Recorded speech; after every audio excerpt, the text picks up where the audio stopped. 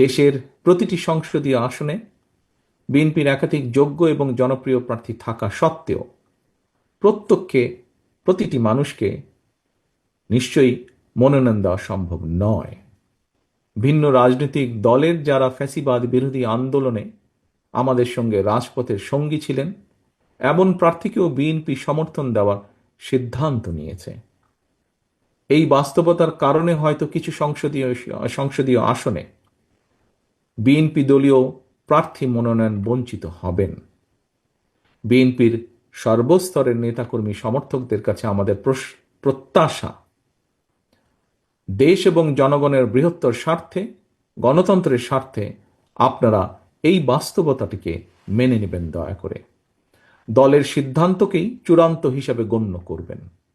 আপনাদেরকে আমি আবারও স্বাধীনতার ঘোষকের সেই কথাটি স্মরণ করিয়ে দিতে চাই, ব্যক্তির চেয়ে দল বড়, দলের চেয়ে দেশ বড়।